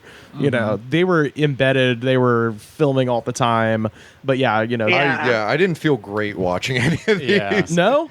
Yeah, it's just kind of like, Well, I think in this one, though, to me anyway, what made it feel less exploitative is that they actually make an attempt to explain why this family is this way. And that, yes, there's definitely decisions they're making that are like fucking them up and like keeping them where they are. But it's also like the way that they show all of the different generations of this family, and you see this kid who's, I don't know, maybe like 8 or 9, like Kirk's kid. That kid is amazing. And when you see that kid in the context of this Fuck you, family, Dennis. This is for you, Dennis. I hate you, Dennis. Don't cuss. He said he was going to blow his head off at one point. And I was my God. She was going to slit his throat. Fuck you, Dennis. It wasn't just that he said he was flipping off Dennis. He said that he flipped the double birds and he said, "This is Dennis." Yeah, I loved that. I thought that was very sweet. Very kid. But I think when you see this kid interacting with the generations of this family, I think it shows, like, what chance does this kid have? This kid is the same as every other person in this family. He's donezo. But there's those points where he was going to after he was going to the residential rehab with Kirk, and he was just, when she was apologizing, there was that sort of thing where you saw him and he was like, there was that sort of childlike innocence to him where you're just like, you don't have to say that you're so sorry, Mom, you know. And there was this sort of thing about him, and he kind of gave this smile. And you're like, part of you is just like, oh, you know, this kid's a kid. Like, you're right. You show that, you know, him as like this unruly hellion that's drank like 8 Mountain Dews in the course of, you know, probably 8 waking hours, you know, bouncing off the walls, kicking Elmo's butt. But it's just like, you have the thing where, and he's flipping people off and sitting, but it's just like, you know, you see him with that and that scene, you're just like, oh, this is a kid. Yeah, like, this is a kid. You're not going to leave me? Yeah, you're not going to leave me, Mom. That's a kid. That's an 8-year-old kid. Right. Yeah. So that's what I mean. Like, it does a good job of showing it's like it's not that there's something inherently wrong with these people. You know, like, this kid is a kid, but then you also see the influence that, like, these entrenched generations of habits are having on this kid, and that you see him starting to go that way. And I mean, and also on the other side, you see Pawnee and his family get out, and you see that it's not that these people, that there's something inherently wrong with them. It's breaking yourself out of this cycle is so hard. It's going to be very hard for that kid if he ever did, and like this one guy did. And so I think that to me is what made it feel a little less exploitative, is that it gives you this full picture of, like, why these people get to be this way. Right. It's not just oh, they're fucking stupid, and that's why they're like this, no, you there's know? like, well, there's also the the kind of thing that they don't really explore as far as I would have liked them to, but is sort of looming over all of this is the coal industry. And it's always it's a thing that you have to realize, like, the reason this is such an entrenched problem, not just with these people, and this problem is spreading quickly. It's one of those things you watch the Whites and you're like, this is about to be all of rural America. Well, I mean, like the thing that like really hits to your point is that line is that's how you make money in the country. I bought this thing of Oxy of Oxys for $8 a pill, and I'm about to turn around the corner and sell them for $10 a pill. That's how you make money in the country. And you watch that, and you're like, oh, that is why heroin's fucking. There's a fantastic book that came out by Sam Quinones called Dreamland that's about the heroin epidemic in the United States and basically how it kind of proliferated throughout suburban America and rural America. And they focus on this one town in Ohio, I believe it's called Hamilton, Ohio, where it's like there is literally nothing. Like there is no, like all the factories had moved out, right? And that's like the basis for people's identity, like stuff that they do, their economic self, and also their identity. Where these guys are just like, there's nothing better than a coal miner. Women love coal miners. And like there is that sort of thing in place where it's like your whole identity is wrapped up in working in the factory. And when that's taken away and people are placed in this sort of listless position, it's like you have these pill mills come in. Where you get the nihilism. Yeah, you get the nihilism. It's like the pill mills come in. There's nothing to do. Like you get the people that are these kind of entrepreneurs come in and show them how to get involved in getting checks from Social Security and disability, which goes back into this sort of economy, this black market shadow economy of selling drugs, shoplifting, pill mills, things like that. And it's shocking, really, because it's just and robbery. Lest we forget, that's Jesco. Like the first thing that gets him locked up is he says he stole robbed a grocery store and he robbed a church. And the reason they caught him is because he stole a case of lighter fluid. And they knew it was him because he's the one huffing it. Because he's the one that likes to huff lighter fluid. Yeah. But I highly recommend Dreamland to read. It's just like Jesus Christ. Like the level of, and it's just the level of, and it gets into what the rural. Kind of ranchero villages in Nayarit, Mexico, where the black tar heroin was coming from. Right. Like it gets into this other sort of class, sort of thing between the higher up people within society in Nayarit, the people that own businesses, the people that are professionals, the people that live in the cities versus the rancheros that live outside of the cities, and how that kind of led to the rise of this sort of black market, black tar heroin, almost corporation that came up in there that was very much like entrepreneurial and not set up like a crime syndicate, but it was actually set up like a business. And I mean it's this really weird sort of thing that's both encapsulates the rural aspects of America and the rural aspects of Mexico during the 1990s. It's like insane. Wow. Oh, I was gonna say Hank 3. It's like one of the first things we see here. What the fuck? What's he doing there? He's an autopilot. This is Hank Williams III. Yes. Yeah. Hank 3. Hank 3 shows up, and one of the first things you see after they kind of explain, sort of the family dynamic as quickly as possible, you see Jesco tap dancing on a picnic table, and Hank 3 playing the song "Straight to Hell" on the old guitar crazy. there. I fucking love it. I love it so much. Hank 3 is the man. I guess what I was thinking was, is Hank 3 friends with the Whites, or is Hank 3 friends with Johnny Knoxville? Probably the latter. No, a little bit of both. Probably. Yeah, it's a little bit of both. I think, because he has that song D. Ray White, which was on his record Straight to Hell, where he tells the story of the family. And I think what happened, if I'm not mistaken, so Hank 3 has a pretty deep, the Williams family really has a deep connection to West Virginia, because that's where Hank Sr. was, he died in the back of a car.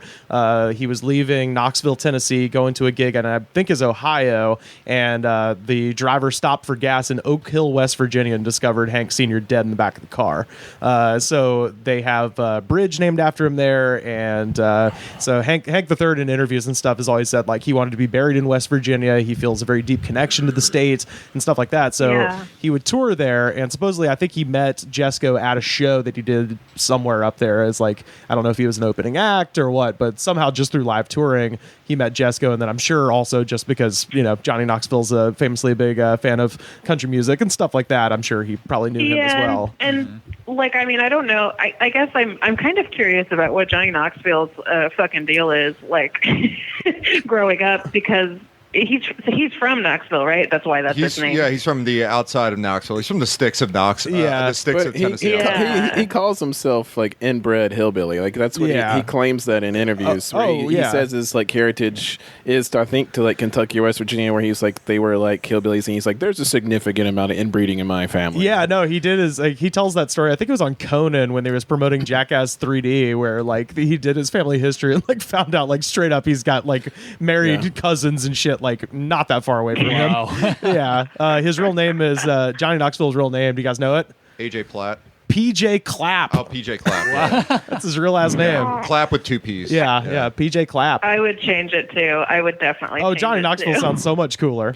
Does the J, Knoxville's a good word. I does assume the J stand for John? It's probably a John in there. Yeah. Perry John Clapp or something. Stands for jabroni.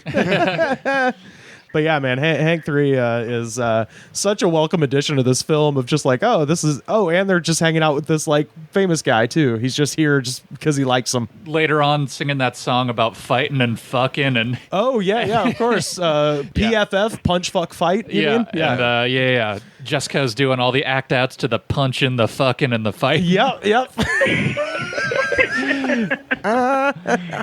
This got to be 60, 65-year-old Jesco at this point? Yeah. Something And like that? It's funny that you've reached the point where like he's like he's become the responsible one. Well, in the third installment, like there's very little Jesco. He's mostly dancing. You can probably tell at the beginning he's like, man, I just want to do some dancing and just do some clean, fun dancing and don't involve me in all that extra stuff. Well, he's separate. He's physically separated himself from the rest of it. He's living in an apartment way the fuck away from them, and he says it over and over, like, I had to get away. I had to get away from these people. You know, so the times you see him interacting with his family, it's very clearly like a thing where he's, you know, kind of been brought in, you know, as window dressing for whatever they're filming. Like where the beginning where the weirdest scene where they have the miracle woman holding the giant weird doll, and then Amy and Jesco are singing, and it's like, may you live 1,000 more years. And then they start like, doing lines of pills in front of their mom. And that guy just comes out naked. Oh, God. He doesn't come out naked. Mamie pantses him. Oh, yeah. Because she's been snorting pills in front of her mom all day. Yeah, they're torturing their mom. Yeah, they won't let her get off the couch as they smoke weed on top of her. And she's like, I hate this. She's 84. Yeah. Please let me up. She wants to be with her doll collection and all that sort of stuff. Yeah. As they're like basically gaslighting her because she's like, you're smoking weed right now. They're basically blowing weed smoke in her face, and they're like, we're not smoking weed. We don't have any weed. What are you talking about? Right as they're crushing up pills anyway. So much pill snorting. Crushing up pills is as less as pasty white buttocks. And that one lady's like, why did they take my baby away? Maybe because you did pills next? Like you crushed pills after you gave birth to it? Oh, God. Yeah. That's the first, to me, in this movie, like the torturing their mom is like, oh, these people are just nightmares. Yeah. But the scene where first of all, the editing, very funny, when she's like talking about how if she sees Dennis again, she'll kill him. And then 6 months later, she has his baby. Yeah. And it just smash cuts to it. But it's so funny because that like little giggle gets taken away so fast because 1 second into her being in her maternity suite, she gets up and crushes up pills and snorts them. It's insane. In her maternity suite, and is then astonished when they take the baby away. Yeah. At the end of the movie, she doesn't even get the baby back. She just gets to visit it. Yeah. Yeah, I mean, I don't think I wonder if she ever gets the baby back. She went to jail in 2012. For what? child abuse. Jesus Oh, Christ. wow. Yeah, Oh, yeah. Jesus. Yeah. What did she do to that poor boy? I have no idea.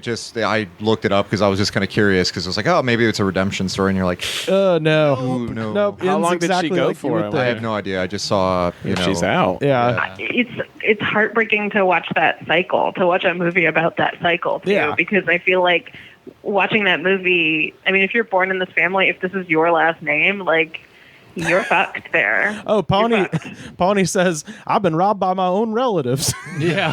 That Oh, was man. insane. Yeah, there Is was Bonnie the one that used to be a stripper? No, Pawnee is the one in Minnesota, the Oh, I thought brother. you said Bonnie. Yeah. Yeah. Sue Bonnie, Bob yeah. is the one that was the stripper. Oh, and she's going to be shaking her titties later? Oh, my boy. God. Her voice is so disturbing. I'm the sexy one. Because she's doing nasal and cigarettes, so it's like, I'm the sexiest white.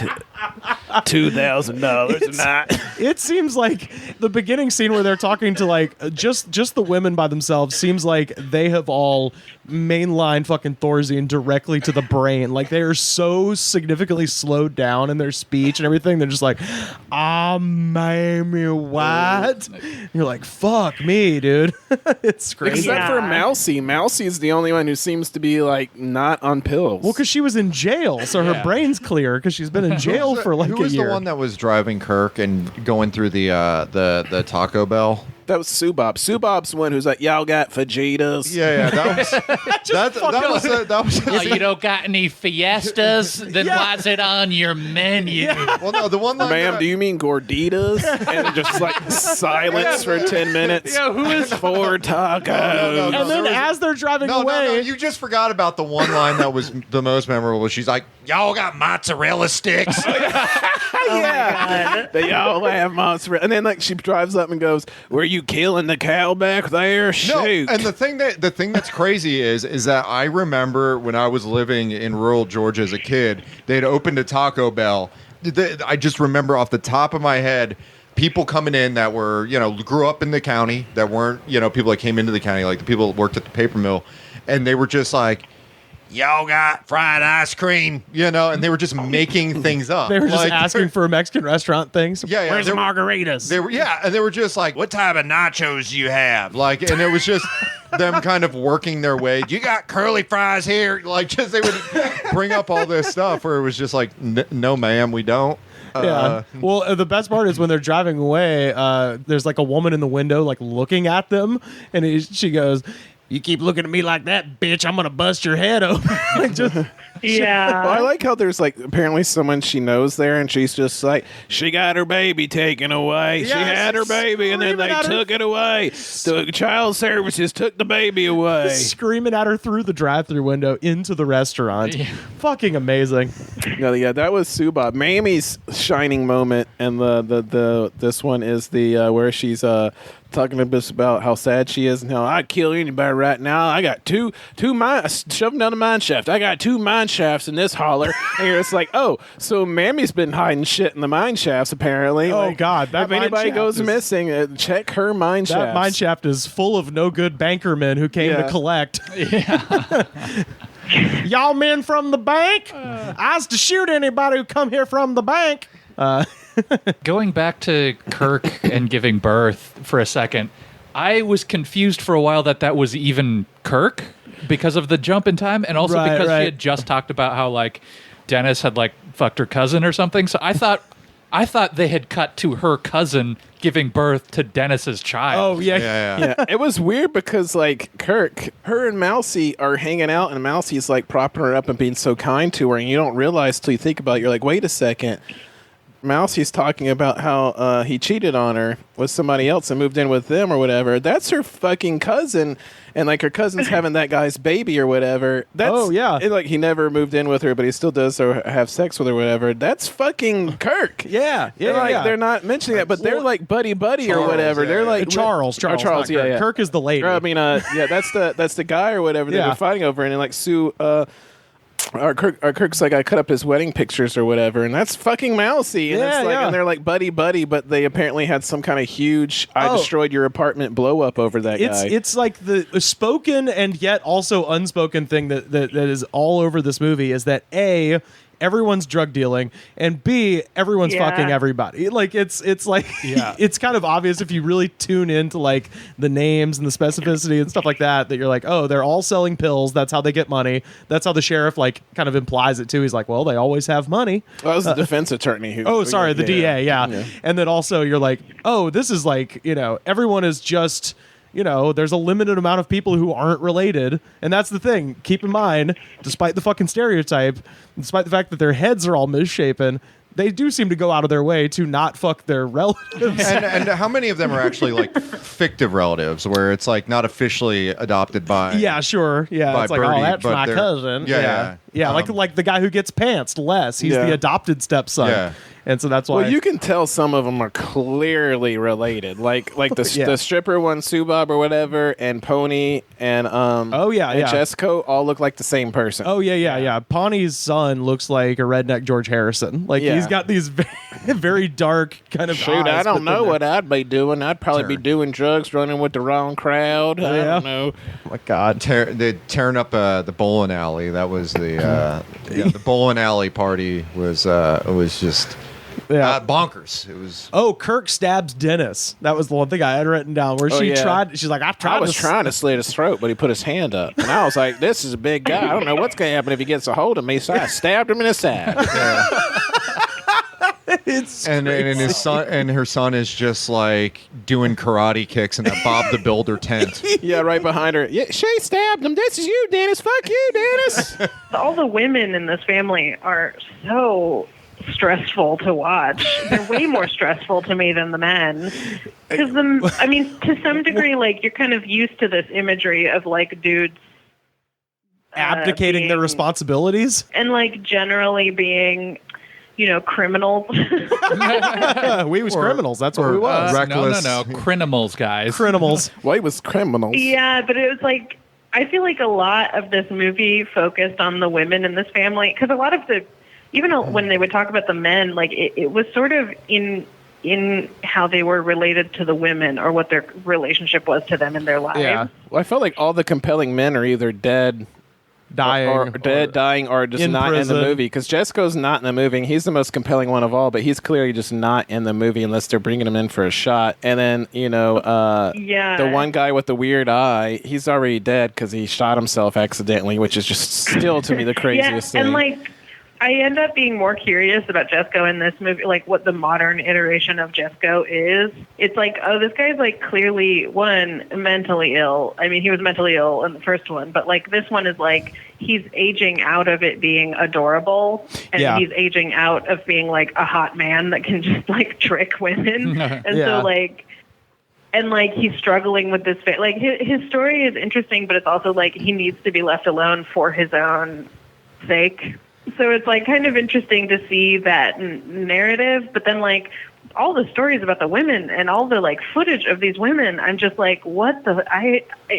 You're just never exposed to this. No, like, I'm never exposed to like stories of women being just like disgusting criminal. Like the way they were acting, like the way they were acting when they would go out and get fucked up. I was like, when she was like grabbing all over that man, I was like, this is assault. This is assault. She's assaulting this man. Yeah, this is like filleting the beer bottle, staring at him. I'm gonna get some dick tonight. Kiss me like you mean it. But there was also the thing with Jesco where his brain is just, he's getting old. His brain is just atrophying. It's cigarette ash. Yeah, but then he's just like, he writes these kind of signs outside, those keep out signs on his door. Oh, that's so sad. Oh yeah, and he's just like, and people just take them. It's like these kind of relics. I like when he's trying to get religious and talk about Jesus, and he melded like 8 different Bible stories into one story. Oh man, yeah. So it's like Moses got the boat. Jesco was a really like familiar kind of insane to me, and so I was like, oh, I'm just sad for Jesco. I hope he's okay. Yeah, it's a lot like Dennis Johnston in a way, like the thing of like this person who is an eccentric that has been, gets this success and has been kind of thrust into the limelight and has been kind of, exploited by various, in Jesco's case, Tom Arnold, in the case of, Dennis Johnson, probably others. And then he's making that descent, and he's known, but it's like he can't be, left alone. He's become a consumed by this success that probably would never come if they didn't put that camera on him and put him on West Virginia public television. There's an infrastructure for becoming famous in big cities. You know what I mean? Yeah. And there isn't there. And so the people there who look up to him or idolize him, there is no decorum that they're supposed to follow, so there's no boundaries.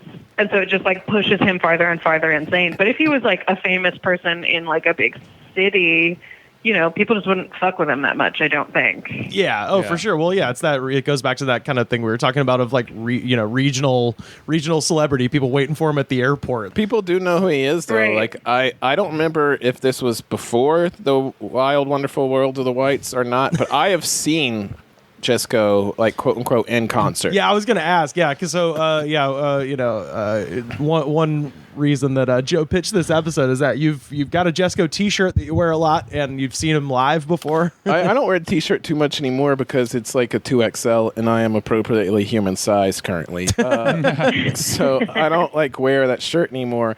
But I think it was before the Dick House one for sure. I think, Yeah. but.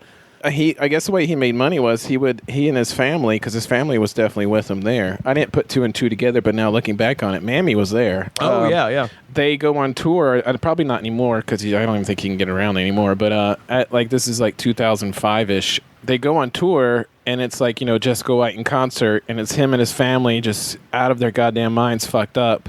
Yep. And then it's a bunch of insane locals, so me and a bunch of people who are really into it. I went just to be a spectator and watch the madness, but there's a lot of people who are just sincerely losing their mind. Everyone's blackout drunk because why wouldn't you be? Yeah. And he basically, there is no dancing. You think you're gonna go see him dance, but he's so fucked up. He literally has his arm over somebody because he can barely stand up, and he's basically they're playing the Stones and shit like that, and he's on the mic basically doing karaoke, singing along with it.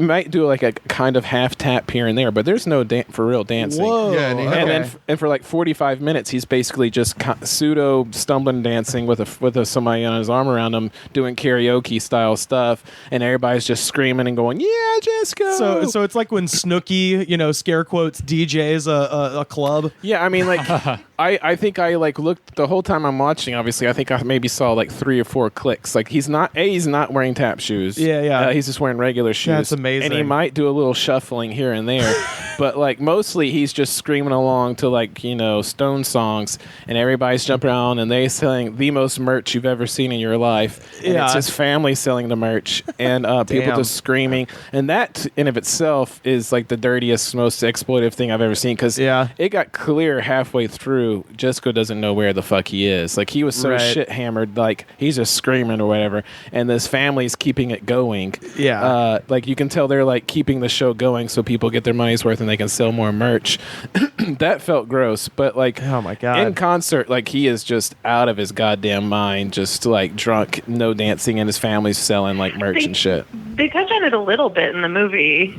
Where they talk about the concerts, him performing is you're just there to see the spectacle of Jesco being a mess. Yeah, I just wanted to briefly touch on the Brandon, the kid who's in jail for going on the rampage. I went a little crazy. Yeah, the reveal of him, he's like, I got in a bit of trouble, and they pan back and he's in his orange he's in his orange jumpsuit.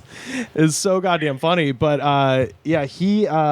so Brandon, the kid who's in jail, his dad had just died, and when he shot Billy Hastings, so he was in sort of a grief mode basically.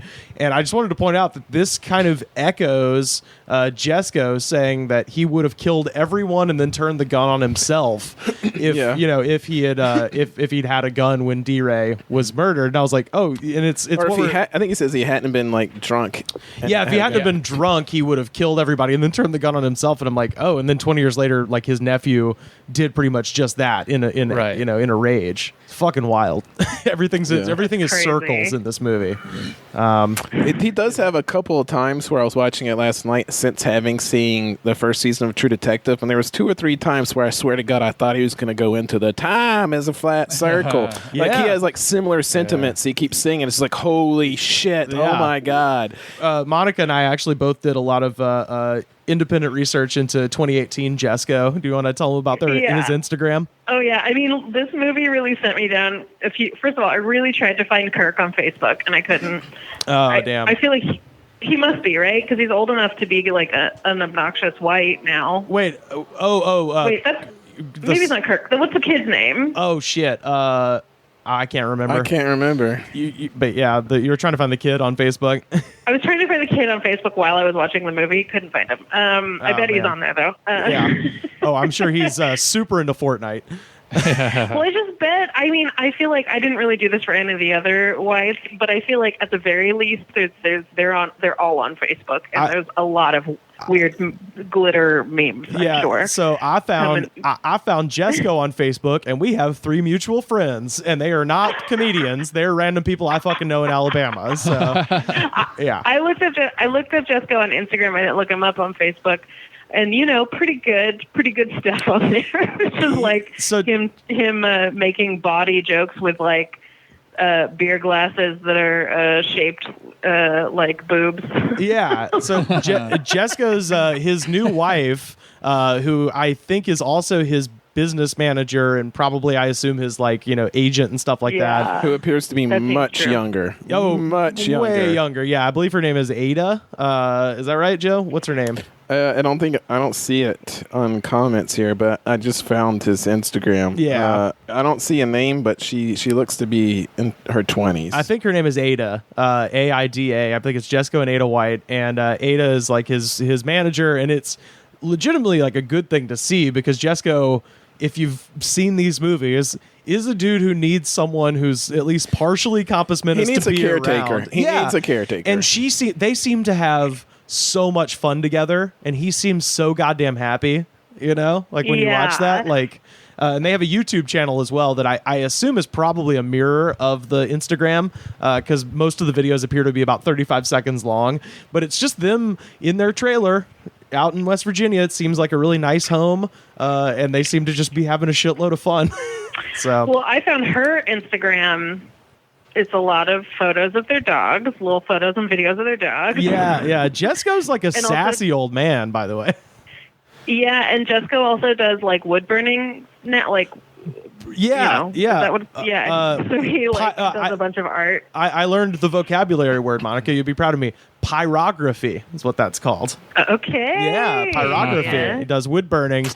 I'm not so sure Jesco should be allowed to burn anything. They're fucking good. Like, I want one. They're really, legit. I'd pay, that's my costly wood burning by Jesco White. I'd pay good money. We're going to go back and get my wood art. Jesco does a wood art of, Bigfoot and, of rock stars and, cool shit that I like. So, it's beautiful. Like, he's a good artist. So, if nothing else, Pawnee White, because he got the hell out of Boone County, and Jesco White, because he also, at least reached, some level of fame, they're going to be fine. It's everybody else that you got to worry about. Yeah, I mean, I don't think I couldn't really track down any of the other whites, but I feel like they're all on Facebook probably sharing weird glitter Confederate flag memes. Yeah. Especially all those women, those tough-ass women. Oh, my God. I just can only imagine. Jesco voiced the DJ on Rebel Radio in Grand Theft Auto.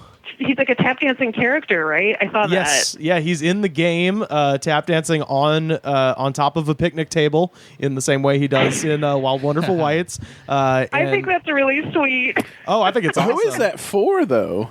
Dude, think about who designs video games. It's nerds like us, or we have to, it's have you played Grand Theft Auto 5? No. So there's a character named Trevor who's a fucking redneck who lives out in the desert. So all right, let's think of some redneck shit. And I'm sure somebody was like, oh, have you seen this? And just pulled up the video on YouTube of Jesco talking about sloppy, slimy eggs and dancing on that bridge to Ozark Mountain Daredevil. Yeah. So the character has a little boombox. I mean, it is Jesco. He's got the little boombox and it plays, if you want to get to heaven, like it plays that, and then you can shoot him. It's fun. And he's also in the movie Logan Lucky as well, which I didn't see. I remember that coming out, but he's I didn't see it he either. plays. I saw it. Yeah, I saw it. So did you know he's a prisoner? He's like tap dancing on top of the on top of a table. Well, I had no idea who he was, but I mean, I saw the movie. I didn't know who he was at the time, but I do remember that character. Yeah, like I remember that scene with like Dwight Yoakam and Channing Tatum in the scene with him. Yep. One of his YouTube videos, and it's a 3-part video because for some reason they can't film more than 35 seconds on these things. Parts 1 through 3. Boy, because they all use burner phones. Yeah. I didn't even consider that, but that's probably exactly what the fuck it is. Their fucking Cricket wireless phone can't record more than 30 seconds. Jitterbug. They're doing it. I mean, you can't. If you're selling pills, you can't have an iPhone. No, you're right. But Jesco is burning trash, and it sets the yard on fire. So it's just 3 parts of his wife just been like, oh, my husband set the damn yard on fire, and it's just it's like 600 feet long. It's a huge fire burning fortunately in the opposite direction, moving away from their house. One of them, it's him holding their quote unquote babies, which is like they look like those babies that they give to kids in like home ec, that report if you drop them on the head and shit. Except one of them is painted green like the Incredible Hulk, and the other one's painted red like the Devil. And he's just kind of like holding them. He's just like, these are my babies. Oh, and then there's one where Jesco talks about all of his tattoos. And my favorite story is that he had a tattoo on his chest that said "Born to be Wild." And then at one point he got religion, and so he changed it to the face of Jesus. And then his house caught on fire, the house that destroyed his Elvis collection that he talks about in Dancing Outlaw. He's like, well, if I didn't have this collection, I would have been dead years ago. So that brown house did burn down. No, this was the trailer, not the brown house was what he got afterwards, I think. But when the trailer caught on fire, part of the plastic on the siding was dripping down, and when he was trying to put the fire out, and it dripped onto Jesus's face and like mutilated the face of Christ on his chest. And so he's explaining his tattoos, and he has this Jesus that's got this like Picasso face, and he's just like, yeah, I never got that fixed. Always meant to get that fixed, but so did he lose all his Elvis stuff? Yeah. Oh, wow. And it was funny because he was just like, I estimate over $50,000 was lost in that fire, and I'm like, sure, Jesco. That Elvis room is my favorite thing of all time. I think that's just superb. Oh, it's amazing. I took 6 pages of written notes. That's the end of my 6 pages. Wow, we've done it. Yeah, we did it. I stopped taking notes after the first half hour. There was going to be way too much. I didn't take any notes because I was confused for a lot of it, and then it felt too late. And I also, it's just like I am not good at being introduced to a million characters. Well, nobody is. Yeah, that's why you do just feel like you're being thrown in the deep end here. Some people really take to that Game of Thrones shit of like, okay, here's 1,000 people with weird names, but not I. Yeah. So I was definitely like, I could tell the women apart when I was seeing them, but I was like, boy, I could not tell you any of these people's names. Yeah, sure. So notes wouldn't have done anything because I'd be like, scary voice, surfboard body lady. Yeah. Well, also you just have to lady who looks like racist meme. Also, it's just crazy. You have to because Jesco is so prodigious with his facial hair growth that he changes appearances all the goddamn time. So it's kind of hard to even just keep up with that one character because sometimes he looks like Elvis, sometimes he's got like a long wizard beard, sometimes it's like it's crazy. Chops. Yeah. And now he's got he's got like long black hair. It's so funny for him to have black hair. And it's oh buddy, and you're 70 braided. years old. It's got the Willie Nelson braids. Braided into pigtails like Willie. Yeah. Yeah, he looks like the devil's Willie Nelson. Yeah. Well, does anyone else have any notes?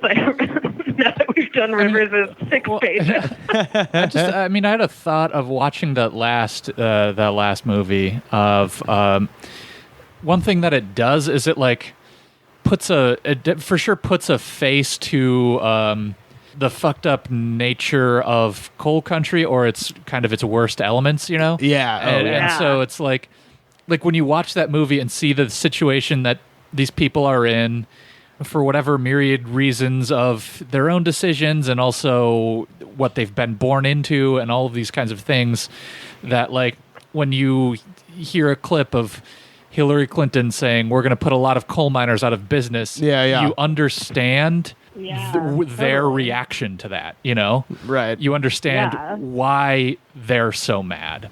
When you hear people say like, okay, but when we're scaling back on coal, there will be more jobs in renewable energy. There will be more jobs in solar. And it's like, is Elon Musk going to hire Jesco White? Yeah, you know? Yeah, exactly. Yeah. It's and it's like these people can't. What are they going to do? Sell their houses? Who's going to buy their house? Right. In West Virginia, like it's just like these people are trapped in these communities. Right. It's just like there's no way out.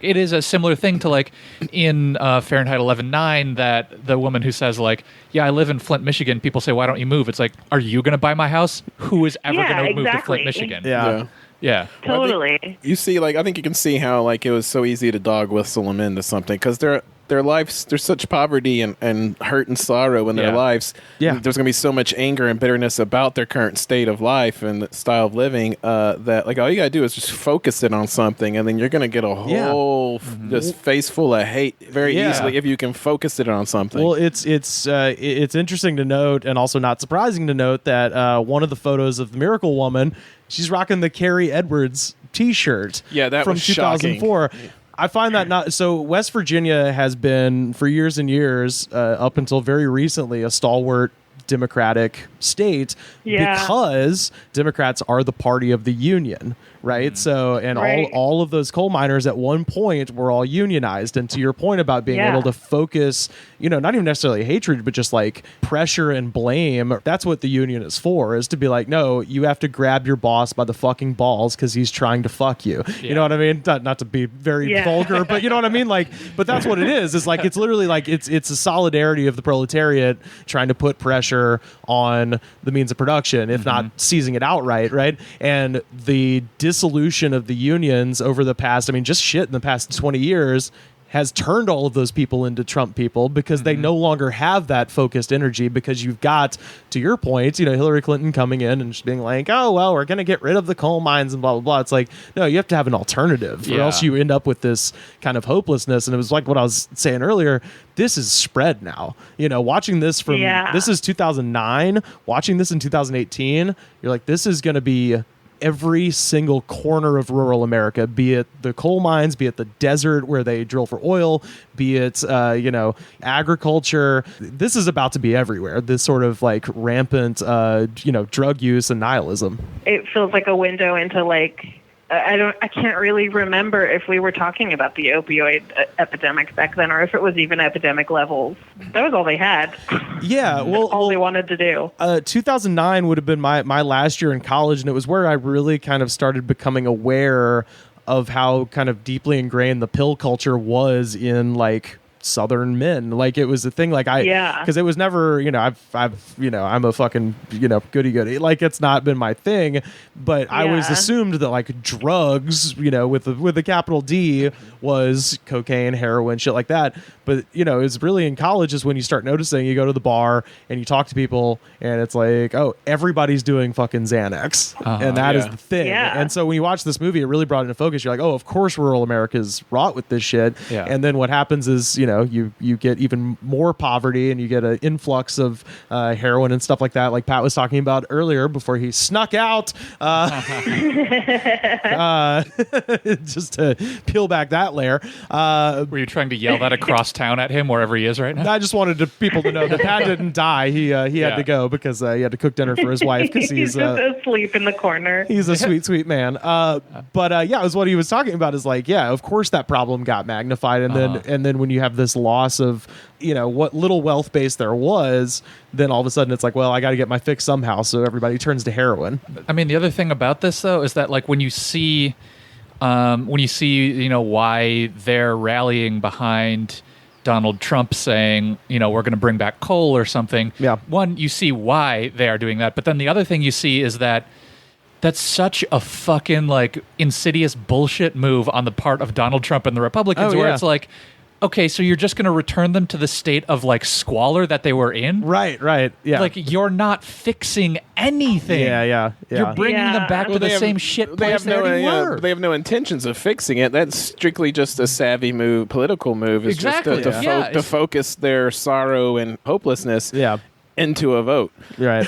Right. I think that's why these documentaries should be required watching, is because not only is it just really well done and interesting and funny, sad, all the emotions, but also you get a big face full of what is happening. Like you hear about the rural epidemic, or the coal mining epidemic area, or this extreme poverty, and how Appalachia really is a third world country. And you just get a view of their life, the nihilism, the sorrow, the tragedy, the death, the scraping by, the having to sell pills or whatever, just the extreme dysfunction.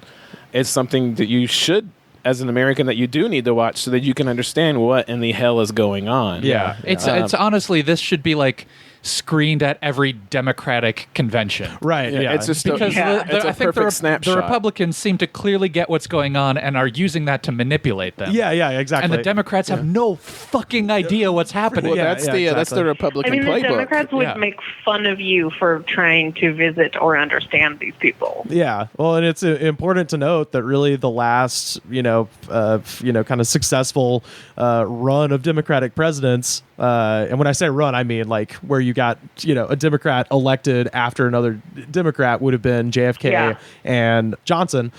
Both of them went to West Virginia. Both of them campaigned there. Both of them at least made gestures to try to understand what real poverty was. It's what led Johnson to create the Great Society program, which, it was at least an attempt to kind of think about these people. And one of the things that always like kills me about politics nowadays is like a lot of times Democrats, their kind of focus is always on like, oh, well, if we could just get these sort of college-educated, conservative-leaning Republicans that live in the suburbs to understand that, their way of thinking is dumb, and we can kind of hit them with a lot of facts and things, they'll change their mind. It's like, no. They have a wealth base. They're the middle class. They're not going to, like, flip their way of thinking just because they're confronted with something like that. The Jesco Whites of the world, these people are not people who fucking vote. You know what I mean? And no one's appealing to them because they're like, well, this is, they're too busy worrying about, flipping whatever, like moms in the suburbs to being Democrats. I'm like, no, go after the people who have been economically devastated because of runaway capitalism, or call it whatever you want, give them something. Yeah. I mean, it shows how insidious poverty is. Like you can do it. I mean, this is like for rural for whatever race or for whatever situation. It just shows you how insidious poverty is, because it's not something you can just step out of. People are like, well, bootstrap out of it. You can't. If you're a white or whatever, you're not going to bootstrap out of there. I mean, if you're completely stuck in a bad situation, there is no, well, tomorrow I'm going to work 110% harder and that's going to fix everything. That's not going to fix a goddamn thing except make you more tired and more angry. Right. They're nihilistic because it truly doesn't fucking matter. I mean, you set their life on fire Tuesday, Thursday is still not that much different than Monday, Like it is what it is. Yeah. I think this is just the perfect amount of shocking with the perfect amount of funny with the perfect amount of sad with the perfect amount of everything. Yeah, it's kind of perfect as a documentary in that way for that reason. Yeah, it's not unlike American Movie a little bit. It kind of pulls you in with like, it's interesting. There's like tap dancing. There's like like horror movies or something. There's like a weird art form, and then also it's like it speaks about like hopelessness and family and poverty and all that stuff. Yeah, like what pulls you in on the first one is like tap dancing or mountain dancing is like his exit out of there. It's just like his chance to do something to get out of the situation. Oh God. That's the last line of the fucking movie. It's like, when you see me, I might have a whole new life. You never know. Yeah, like you're just rooting for him so fucking hard that like he is a fallible character and he does do horrible things and is kind of a garbage person, but it's just he's so vulnerable and everything's so raw and real that you're just rooting for him so hard. That's why people go to the shows he does, or they buy these movies, or they love him, or they still shit off his doors, because it sucks you in so hard and you're so invested in it that it's almost just like, it's not you, Jesco, it's us. We're in this together. Yeah, it gives you hope. Yeah, man. Bummer.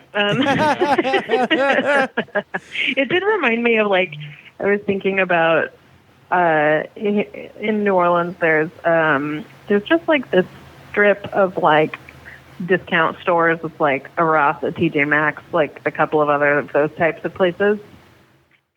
And every time I go inside of it, it is full of men on their phones yelling about entrepreneurship. Oh, God, yeah. And it's just like, I feel like I've experienced a lot of versions of that as I've been like going through the South, where it's like people who are maybe in sort of hopeless positions that are like always talking about how they're secret geniuses that work at a car wash because if they just had like one more thing. Yeah. It's just so heartbreaking. Oh, my God, yeah. Cool. Well, on that note, do you guys want to? I mean, I don't really know how to sum this up format-wise. Yeah. I could do it. Movies. Yeah. I feel like everybody should do their favorite line in all three movies, whatever your favorite line is in the Jesco voice. Oh, yeah. So, yeah, we should sum it up in the best Jesco voice and then give a good quote if you got one. Okay. These movies, if I was going to sum it up, I would describe it as, oh, no, oh, God, no, oh, fuck. I think would be my summary to someone at a party. Honestly, that was good. I think that was really good. So, Dancing Outlaw, Jesco Goes to Hollywood, and The Wild Wonderful Whites of West Virginia are three movies that follow various members of the White family of Boone County through the trials and tribs of extreme poverty, desperation, drug use, huffing gas, huffing lighter fluid, huffing airplane glue, and you come out at the end feeling bad about America and not sure about anyone's future. And my favorite quote is, I kissed her on the jaw. Oh, yeah, that is a good one. Which is like, what? Not the cheek, not the lips. On the jaw. On the jaw, which is, boy, that's a weird place to, okay. Yep. Sure. I truly don't know if I can remember a Jesco quote. I have 6 pages of them, Monica. I'll give you some. Just fax them over. Yeah. But I do like his voice. It's very specific, and it'll probably haunt my dreams for a long time. Yeah. But I guess because it's so it's so haunting and very like the way he punctuates words is insane. He does put that heavy breathing on the H's, like It's the very White King of the family. Hill. Yeah, it is. Yeah. Which is like borderline fancy, but I don't know. It's Elizabethan. That's where the Elizabethan dialect got buried, was in the mountains of Virginia and North Carolina. That's left over from Shakespeare. I have a joke about that. I guess I would say the White Family Cinematic Universe series of movies is the WCU. It really does wrap up with with an Avengers-like movie. Yeah, it really does. Yeah. That was Infinity War. Jesco's Infinity War. Jesco Goes to Hollywood, followed up by the White Family Infinity War. So I would say that these movies are about the America that all your friends at this party have forgotten about. Yeah. But don't worry, it's coming to a city near you. Oh, I've got a quote. I've got a favorite quote. Oh, what's that? Okay. I'll do it in my Jesco voice. I'm going to snap my fingers and destroy half of all that left.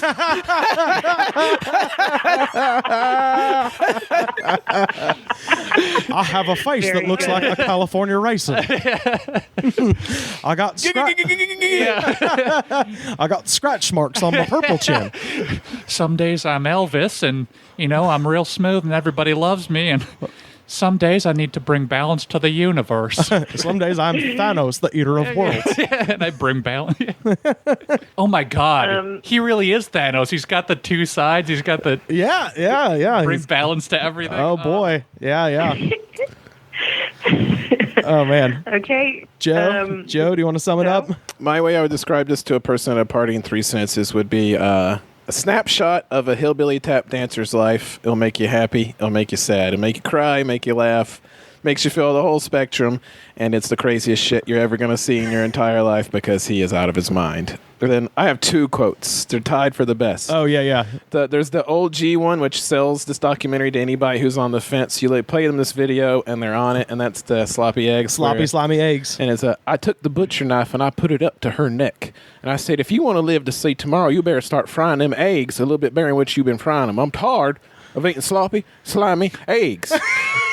It's beautiful. That's the classic where it's so beautiful and insane. And you might be thinking I'm gonna do the costly sunglasses one, but I'm not. My costly sunglasses. My second favorite one, almost my favorite one, is this one.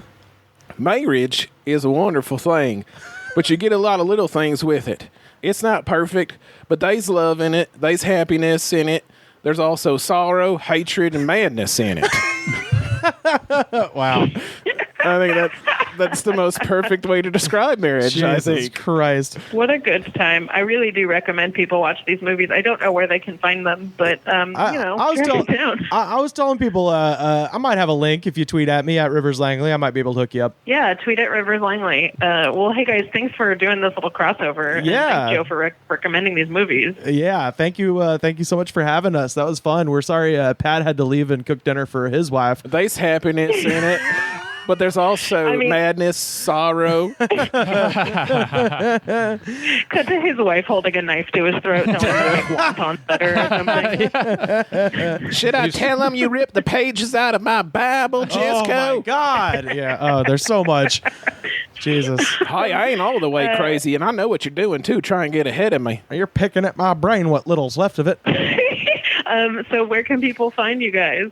You can find me on Twitter and Instagram at Rivers Langley, and I do a podcast that you're listening to right now, or you surely have to be aware of the Goods from the Woods podcast every Tuesday on iTunes, SoundCloud, Google Play, all the stuff. I'm online, all the platforms at Joe MF Rains, Raines. Joe MF Rains. Look me up, follow me. Or not, I don't really care. Let's make him an influencer. Do you want to plug Pat's? Yeah. You can reach Dr. Pat at PM_Riley, and you can check out Dr. Pat and myself once a month at Wrestling Pro Wrestling, and that's twitch.tv/Wrestling Pro Wrestling, and we are the commentary team for a comedy wrestling league put together by the mad genius that is the WWE former Cruiserweight champion, the Brian Kendrick. Oh, that rules. All right, Luke. Twitter and Instagram at Luke F. Jensen. Okay, cool. I'm Mighty Monika. It's Monika with a K. Thank you so much for listening to this, and who knows when we'll do another one.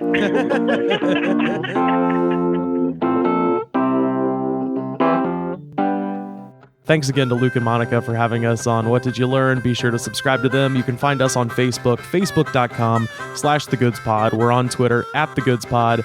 Every episode ever, youtube.com/TheGoodsPod. Hey, you can get you a shirt right now, prowrestlingtees.com/ you guessed it, TheGoodsPod. Big shout out to our friend Richard Eden up there in the Klondike doing the hard work at TheGoodspod.com. Pat, what's the folks do when they get to iTunes? They got to rate, they got to review, and they got to subscribe.